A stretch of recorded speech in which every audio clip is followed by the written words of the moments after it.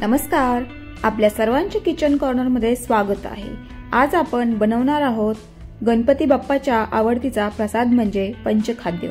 चला तर मग सुरुवात करूया। येथे मी 1 चमचा साजूक तूप टाकून 1 वाटी बारीक किसलेले खोबरे छान लालसर भाजून घेतलेले आहे। आता आपण हे खोबरे एका ताटामध्ये थंड करण्यास ठेवू आणि 1 चमचा खसखस भाजून घेऊ। येथे आता खसखस छान भाजलेली आहे। आता आपण पाव वाटी बारीक कापलेले खारीक भाजून घेऊ।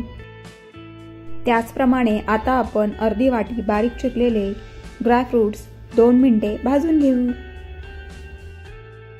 आता आपण पाव वाटी खडीसाखर आणि थोडे भाजलेले ड्रायफ्रुट्स एका मिक्सरच्या भांड्यामध्ये जाडसर वाटून घेऊ। आता आपण ही जाडसर वाटलेली पूड खोबऱ्यामध्ये एकत्र करून घेऊ। त्याचप्रमाणे भाजलेले खसखसही एकत्र करून घेऊ। राहिलेले ड्रायफ्रुट्सचे काप आणि पाव चमचा विलायची पावडर यामध्ये मिक्स करून घेऊ। तर तुम्हीही आपल्या गणपती बाप्पासाठी हा पंचखाद्याचा प्रसाद करून पहा आणि मला कमेंटमध्ये कळवा कसा झाला आहे।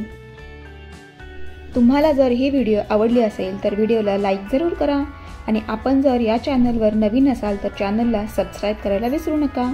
तर पुन्हा भेटूया अशाच एका नवीन रेसिपी सोबत। तोपर्यंत बाय बाय।